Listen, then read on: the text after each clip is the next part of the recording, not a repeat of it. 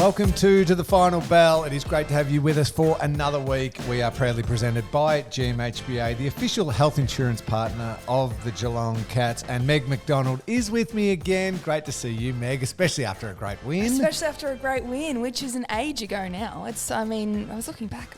It's 5 days ago. It's almost Thursday again. Yeah. But which means it's probably good because I think we were up and about. So we've just simmered to give you some accurate analysis, hopefully. Yes, it might be a little bit more controlled than perhaps I was on Thursday night in that last quarter. Yeah.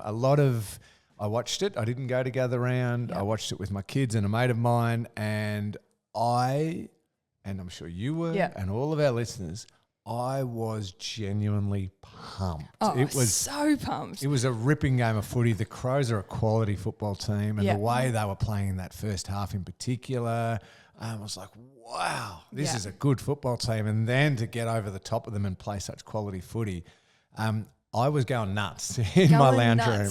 I didn't have any company, so I was just me and the TV, undivided attention, and riding the wave. But just we saw each other on Thursday. I thought we'd mention that to the listeners because I was like, good omen, bad omen, different parts of the game, not sure, but listeners will be happy to know we're staying fit. Yeah, can I paint the picture here? This is the dedication that our skipper here does show. I was going down to film a ridiculous fun segment for K-Rock, the Brekkie radio that I work on with my my team.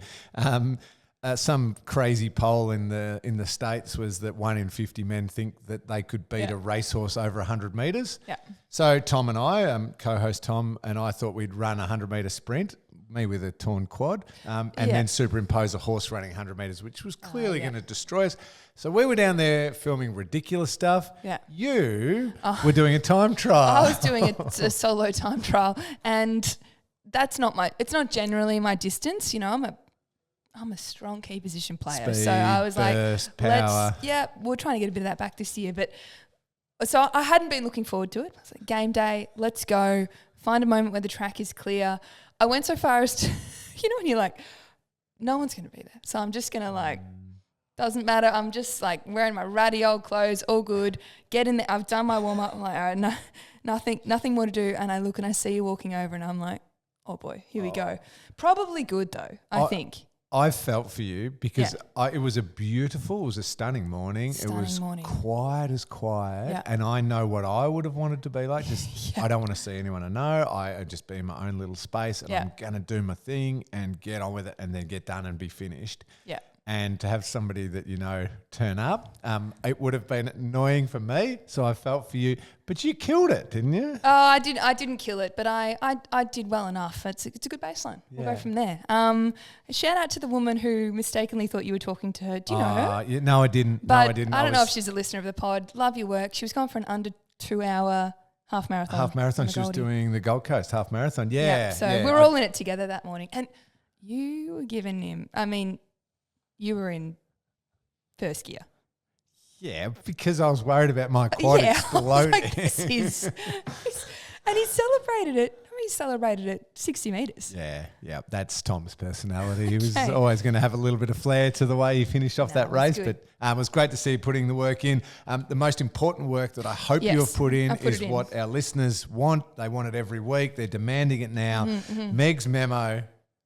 Have you done one? I've done one, Lingy, and recipe for triumph or disaster, not sure. As I said, I was alone on the couch with just me and the voice memos app on Thursday night. And so this one's a little bit different. I've simmered now.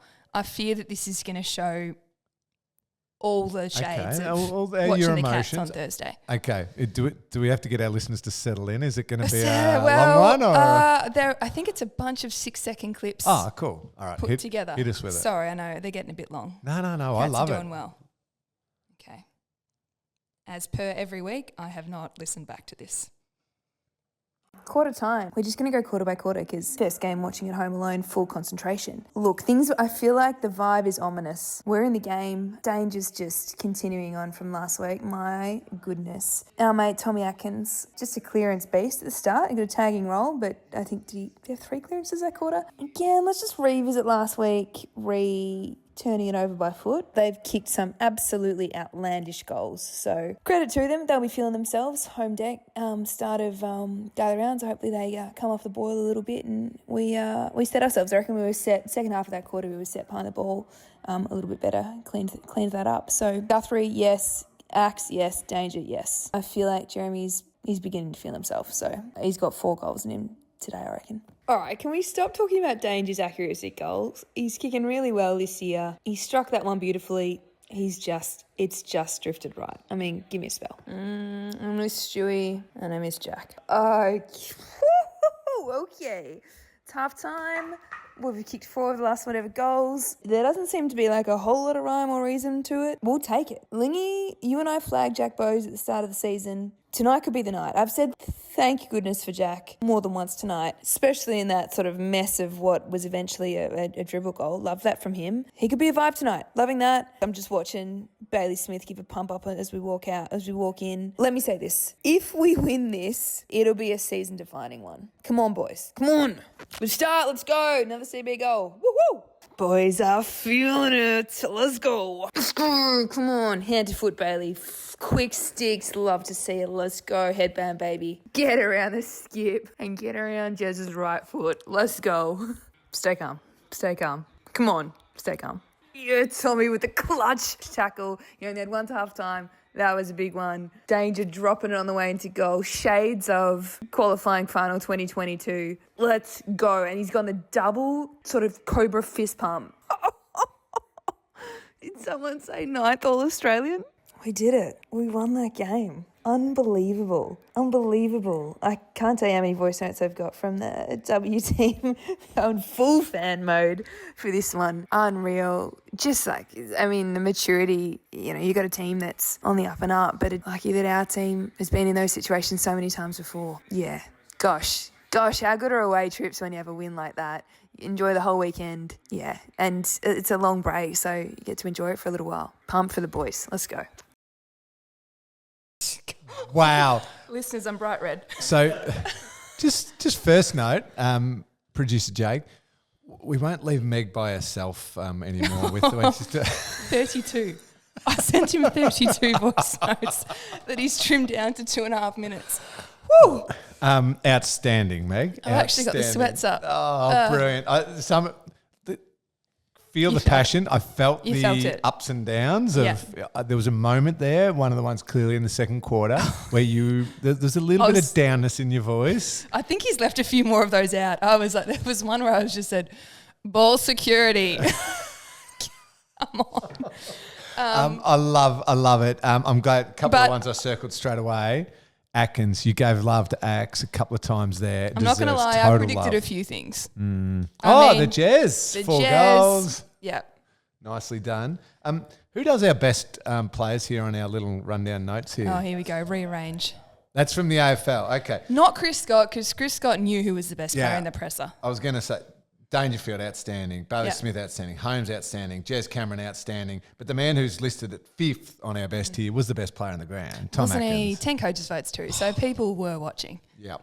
He was, even from the first second of I reckon he got the first clearance of the game, perhaps. First clearance of the game, but then, so I think he, as I said in the voice note, a few clearances in the first quarter, but what did we kick? 4 goals to 1 to end the second. And the first 2 were off his forced turnovers. There was that one sort of centre wing, can't remember whose goal that ended up being, and then there was the handball that he flung out as it entered forward 50 off Reese's chasing of the ground ball. Well, so without those goals late in that second quarter, clearly we don't win the game. Yeah. As good as we were late and we were going away with it a little bit in the last quarter, I think if we're still sitting 30, 35 points back at half time, it probably looks a little bit like, whoa, that's a big mountain to climb on their deck, the way they're playing. But those late goals, I reckon they headed into half time thinking Adelaide have just played some of the best footy of the entire season and we're, 2 goals down? Totally, because I think, I don't know about you, but when you're out there, you're not actually looking at a margin mid-quarter very much. You're not thinking, halfway through the second, it's just hit 30 points as much as you are. You come into the break, it's 2 goals. So that's when you actually pay some attention and it has an impact on your mentality. But, You're right, and I think a bit's been made in the post-match about that being a sign of the maturity of the team. You know, having leaders on the field who can turn it around mid-quarter and stem the flow, get some momentum back. But as I said, it was looking a bit ugly early. But I think there are two sides to that. You can think they are on, everything's going through, they're kicking unbelievable goals. But at the same time, you're thinking, well, okay, they've kicked a 45-metre goal from the boundary. Some of that's, or Texas' first goal. That can be pretty amazing goal. It hurts to be hurt by something that you love watching, like Tex and like Darcy Fogarty's set shots. Yeah. I'm like, this is a thing of beauty. It's a sound technique, isn't it? That Tex goal, I even said to my kids who I was watching us with, I'm like, that's how you kick a goal, boys. Like if you're going to take it on and be a forward, fanned back yourself, nail one. That was superb. Let's touch on that really quickly. I'm glad you gave love to the defenders in that memo there. Well, can't help it. But you've often got a perception of the game based on where you play predominantly. No Jack Henry, still no collar, unfortunately. Hopefully getting closer. The one player we probably couldn't lose in that sort of scenario coming up against Tex Walker, Darcy Fogarty and Riley Thilthorpe. Forward line was Tom Stewart. Yeah. And lost him before the game, obviously to Gastro. That shuffle and the ability to, and it didn't shuffle perfectly because Adelaide were kicking goals and looking really dangerous, but then to still keep shuffling and work it out and work through it to then totally get on top, that's mighty impressive. So impressive. I think Blitz, I'm sure, had a lot to do with it. I think he was on Tex early, but for however they shuffled it, he seemed to be perhaps a bit more free, or they held their structure a bit better as the game went on. But I'm sure the backline would also say we also stopped biting off some pretty iffy kicks into the corridor off half-back and, secured the ball going forwards a little bit better, which of course always allows you to set up with a bit more stability. We a lot of Geelong fans are obviously focusing on a couple of the we're talking defensive, we're talking pressure, we're talking all the stuff that actually goes down to a foundational win. But some of the sexier stuff that goes on, starting with the midfield combo that everybody's quickly falling in love with, Max Holmes and Bailey Smith.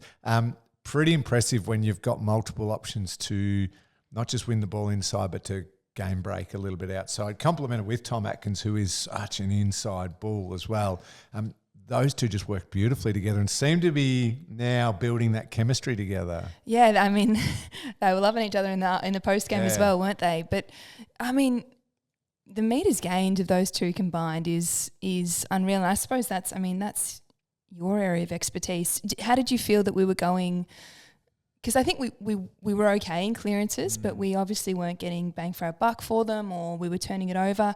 How did you see it change from winning clearance to putting scores on the board? I think we just took that extra moment to, at the right time, just give an extra handball, let's say, to get that player out and moving towards goal, so that the kick ended up almost your launching pad was of kick inside 50 was 10, 15 metres closer to your goal.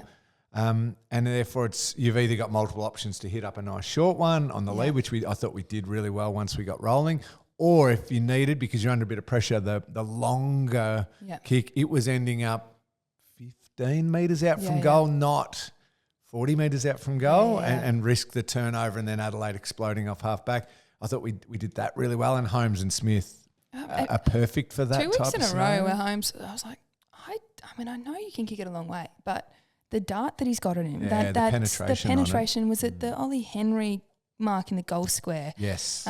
Seems a bit of it seems typical of the Cats at the moment, where you're sort of breaking you might be quite wide when you break the 50 with the overlap handball, but as you say, to then 45 metres back into the top of the square, Ollie Dempsey's kicking all his goals from 15 metres out, and he played well too, Ollie Dempsey again. And obviously the big highlight package was the combo of Dangerfield and Jeremy Cameron, both kicking 4 goals. Paddy more so over the 4 quarters, and then Jez, you touched on in your memo, just feeling like he's rolling a bit, and then bang, here he is. And it started with that, our first goal of the game. He knew where his mate Brad Close was, but he seems to have put it on himself at halftime or whenever it was, to know that he you know, he had better footy in him, and he stood up and he was just so, I mean, he's so pumped. With so many players, you know, barometer, such a typical thing to say, but when he's getting fired up, whole team's. But you need that interstate because you've got to generate your own electricity out on the ground, your own atmosphere, and especially in such a parochial Adelaide Oval, start of gather round. The Crows are flying. The noise inside that ground would have been huge for the Crows. You need you use the word barometer, but you need your key forwards. Your key forwards, your alpha dogs, like you're just to go, yep, and here we go. Come on. And that's Paddy, that's Jazz, that's Bailey Smith. He's Holmes and Smith in the middle. Yeah. And that drives that energy, and then everybody else starts to feel it. It was a sensational performance. Wasn't it? And on that, one thing I think I am in love with is the temperament of the team. I think, you know, as you're watching footy across the weekend, there's momentum swings. And our game had momentum swings, but they seem to truly value a level-headedness and knowing that application for 4 quarters can get the job done. And that's the confidence that comes from having runs on the board in recent years. But you know that they're not going to necessarily get overawed by that, or by what may be on Easter Monday with the Hawks up and about and all that sort of stuff. I think you can trust, you know, I think that's typified by a Zach Guthrie. Shout out to him again. When you need to just nail the set shot from the 50-metre penalty early to keep us in the game, stand up for your teammates a little bit without getting too ridiculous with it, and know that you just go to work, and then you come in on Monday and go again. Exactly right. And you mentioned that the games only get bigger from here because they take on the Hawks on Easter Monday, as everybody knows. We'll get to that game very, very shortly. Want to take a break. Before we do, though, of course, no VFL last week. It was the Vic team taking on the SA team, and the Vic team got the win. First time in a while, long while, I think. Nathan Kruger was a big part of the Vic team's victory, so congratulations to them. The VFL play at 2:05 p.m. here at GMHBA Stadium against Box Hill. Is that Saturday or Sunday? Thank you. You want something to do on your Easter Sunday? You've had a belly full of chocky eggs and some hot cross buns. Wander down to GMHBA Stadium and watch the VFL play. And the VFLW on Sunday as well. Saturday. Okay, there we go. All right, so just to clear it all up, the VFLW is against Box Hill at Deakin Uni Oval, 11:05 p.m. on Easter Saturday. Probably AM. Yes, it's not nearly midnight, is it? No. Thank you for that one. 11:05 a.m. At Deakin on Saturday, and then on Sunday, the VFL taking on Box Hill at GMHBA Stadium, and of course the Monday is the big one. And speaking of Monday, don't forget to get your hands on our Melbourne Flexi membership, Meg. It gives you the option to attend games solo or treat your mates to a match with a bundle of general admission tickets for Cats home and away games in Melbourne.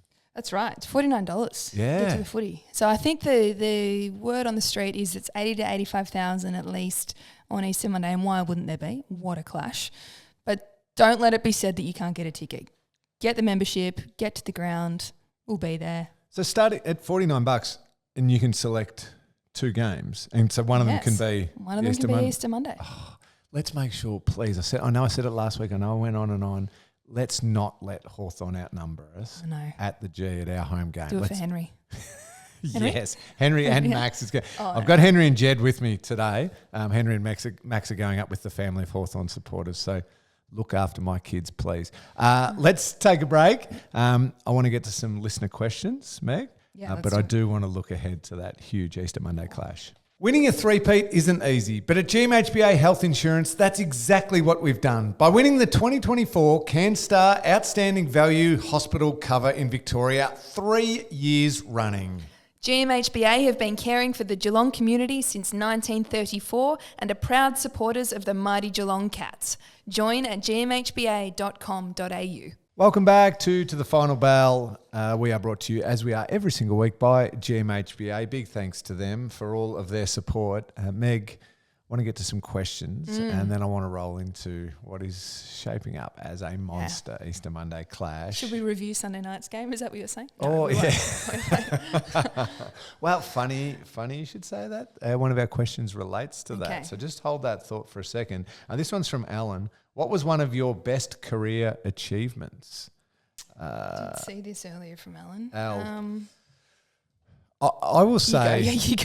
I'll say it's funny. Mine is still to come. It's funny, you keep resetting the bar of what you consider an achievement.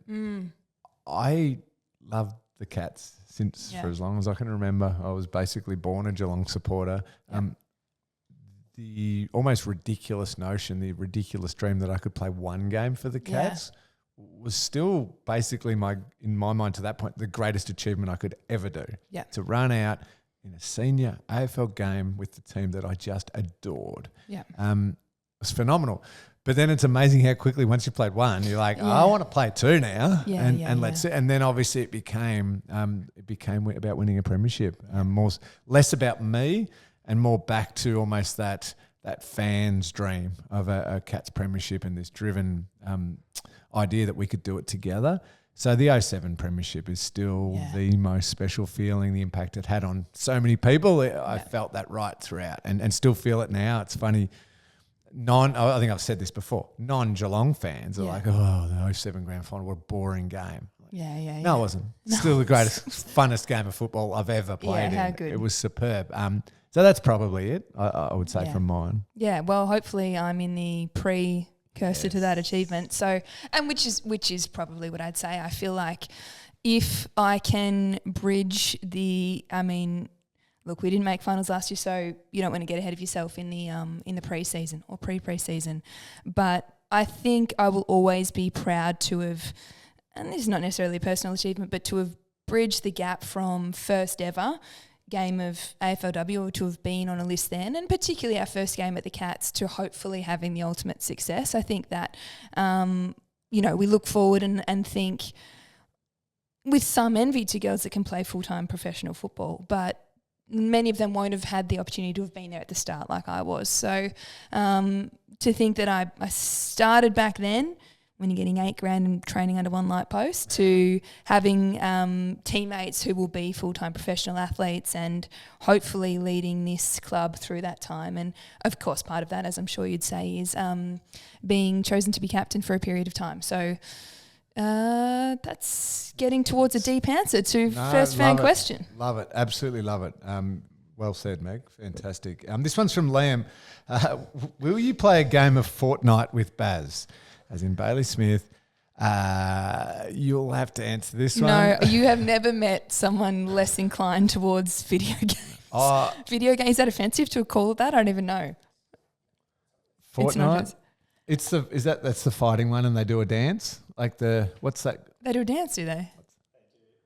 Flossing, that's from Fortnite, isn't it?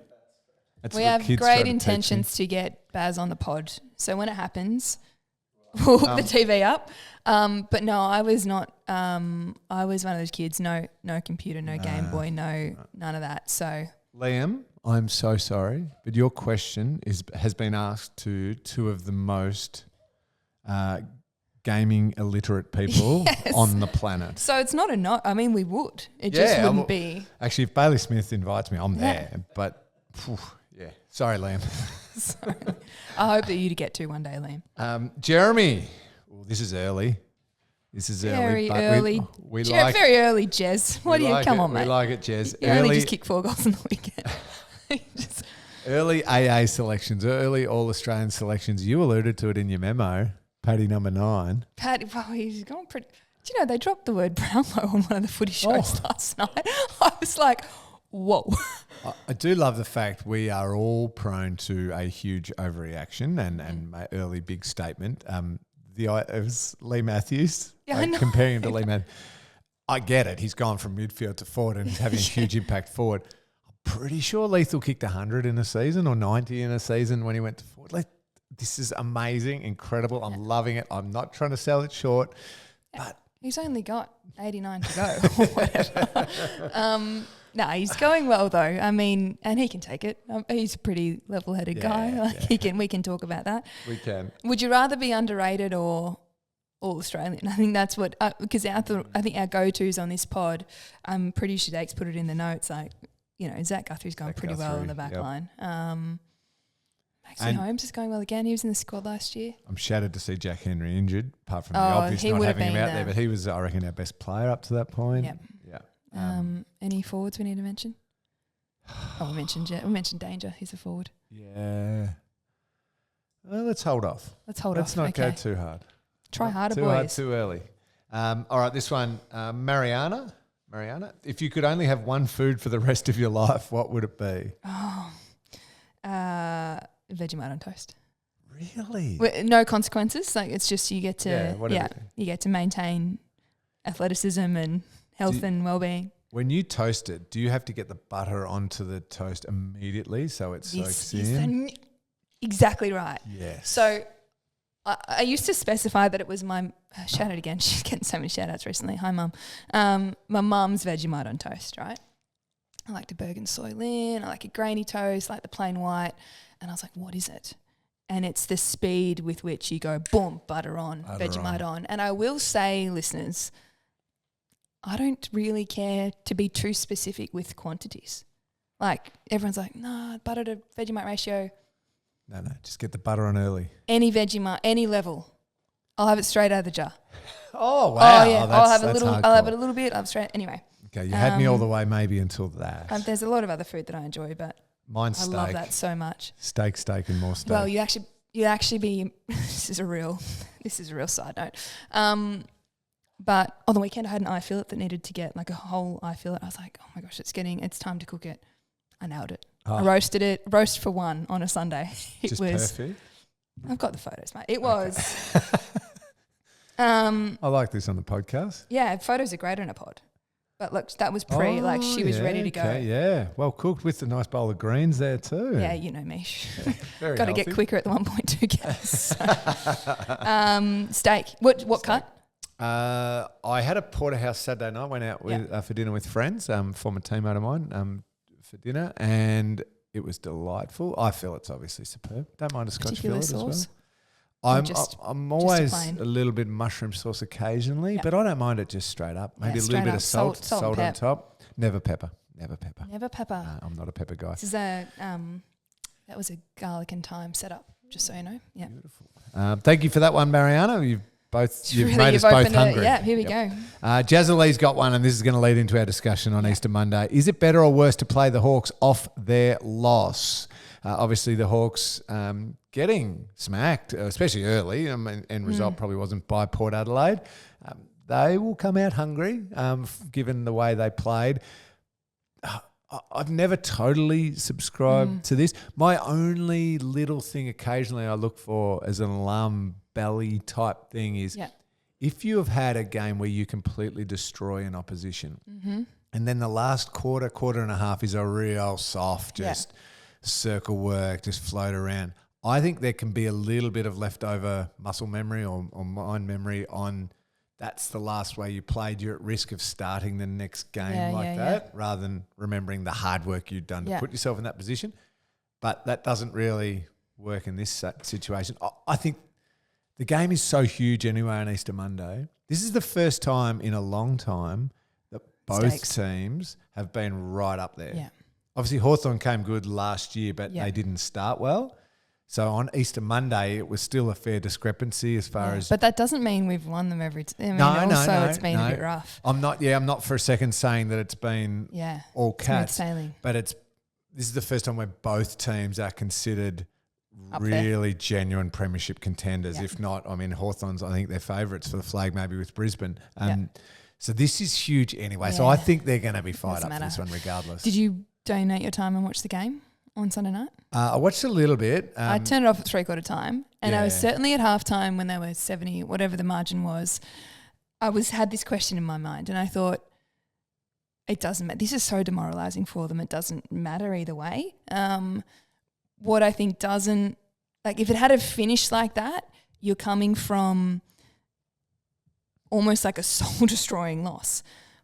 But they responded in game and then they got it within 20 or whatever points. So I think, that's where you go, oh, hang on, they know what it means to respond. They now have the evidence.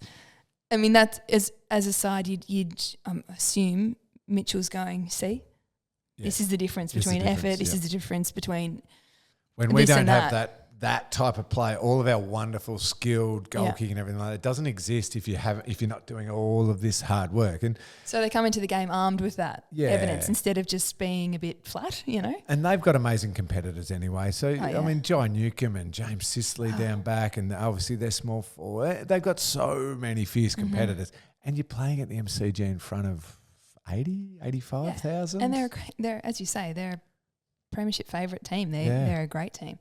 So I think regardless, they will come fired up. Moving to the game, Tom Stewart obviously comes back in. Yeah. Hopefully he's all over his bug at the moment, but he comes back in. I saw him in the corridors before. He said he was wiped out. Really? Yeah. I'm sure he won't mind me saying humbled. Humbled by the Castro. Yes, you can be as big and tough as you like, but when that gets you, it gets you. He will come back in, obviously crucial to the way the Cats play. His flexibility down back in the middle of the ground. We know how good Tom Stewart is. No Will Day for the Hawks, which helps a little bit given the quality of his play. We, as I look at it, we match. There's great matchups everywhere. Yes. It's who does Sisley play on? Barras and Battle. Who do they? What's their matchup? Does Sisley play back, you think? I think so, but they will use him at some stage forward and just to stretch. So if our matchups minus Jack Henry, Stewart comes back in. But if we want to give De Koning a run in the ruck and Stanley, is having a rest, is that the time when they throw Sisley forward to say, oh, hang on, are you prepared to? Because I also think the flip side of that is they're tallish behind the ball, and our smalls have been one of our strengths for a long time. So hopefully we can expose them there if we can bring it to ground, which Danger, et cetera, has been so good at ensuring. Well, who plays on Danger? Because you need a big because of his marking prowess, but you need a very mobile player because of his ground ball. Yeah. And you're right. It's the old thing. You can have tools and go, we can dominate in the air, but if you're not marking it, or we can have our incredible smalls with Grind and Brad and Tyson and all the guys. But if it's being marked by them, thank you. If it's being marked by Hawthorn, they're out of the play and they're useless. So it's going to be such a good matchup. It will be hot early, as in hot ball, contested ball. I just reckon out of all the guys in the field, we know that our boys Atkins and Holmes and Smith and that'll get after it and hunt it. Yeah. But I reckon their mids are going to be breathing fire in the middle of the ground. So that'll be a great watch. Yeah, to the eye, I look at this is again just to the eye, and I think we are a physically bigger team than them, and I hope we can back our power in that midfield. But if they get us on the spread and they open the MCG up so wide, then it's incredibly tough to defend, and they are very good by foot. A bit's been made of their ball movement, perhaps not being as great as it seems, but we've got to make sure I think we keep the ground compact and our defence together. So I think it's I do, and this is you do wonder about the ball movement stuff. Oh, just the overreaction to one week. It's they trust me, and this is so painful to say. They are a very, very good football team with outstanding skills. Their ball movement is more than fine. Yeah. Okay, it didn't work on Sunday night against Port Adelaide. Yep, gotcha. But I'm not going to overreact to 1 week and go, oh, well, actually Hawthorn aren't that good. Yeah, they are great. Yeah, they are a fantastic team. So let's not go crazy. Just as much as right through. Remember when Collingwood lost the first game and there was just hilarious overreactions galore, and now they're actually Collingwood are pretty good. No, you know what? Yeah. Let's not jump. And the marker of a good team, which they are, is their ability to turn things around quickly and adapt. And a season progresses over a whole season, that incremental improvement. So by the end of the season, you are playing a certain type of footy that stands up, and that's the key. Whoever wins out of this game and loses, hopefully it's us, I'm not going to sit there going, that other team's no good now. They're done. They're cooked for the season. It is going to be a build throughout the season, and both of these teams will be featuring in September. That's what makes this so special. 3:20 p.m. is the game. The Cats taking on the Hawks at the MCG. As I said, let's make sure it's our home game. Let's make sure the blue and white outnumbers the brown and gold. Exactly. Please. Get there. And one thing I did love about Gather Round was when you win on a Thursday night and watch footy for the rest of the weekend, I was spotting those cat scarves at all the Yes. other games. We were proud for the weekend, so let's see that roll on. I reckon there was a couple too who'd made the journey to the Barossa. Yeah, I know. So I saw Geelong Scarves. They've had That's a what I great mean. win They Thursday night, and they're like, "Oh, let's continue the weekend at one of the Yeah, let's wineries and just pop wear into a them. game." Exactly right. Love MCG guys, see you there. Yes, we will see you there. We will see you next week, Meg. You and I will be back next week. Keep those memos coming. It is definitely a listener favourite. It might be a roller coaster of emotions this Monday. Yeah, I know. Well, but I'll be at the game, so probably less able to fully just monologue. Okay. Don't forget, you might be slightly like chock hungover as well, like Easter eggs on Sunday yeah. and. All right, final fan question. What's your favourite hot cross bun? And how do you have it done? It's a ridiculous. There's no least favourite. There's no the original. There's no discussion. There's only one hot cross bun. Yeah. Peel or no peel? Is that the original peel? Yeah. No, Yeah. peel when you get that, the listeners. Yeah. But that's in the original, isn't Yeah. it? Yeah. Then that's it. Okay. There's no other hot cross Warmed bun. in the microwave or toasted or not? Neither. Prepared to do either. Won't eat them cold. Okay. But I will resort to warming them in the microwave if I'm just desperate for one straight away. Okay. You? Good chat. I do like them all. I like them all. I'm a bit of a microwave gal, but if someone's going to toast them for me, you're right. It's pretty quick in the microwave. Just get in. Yeah, get in. Put the butters on. It's melted. Yeah. Devour it. Oh, delicious. I haven't had too many, so I'll get on that. All right, we better go. Enjoy your Easter, Meg. You too. And I will see you at Easter Monday, hopefully. Easter Monday. And I'll see you next week for the podcast. Let's do it.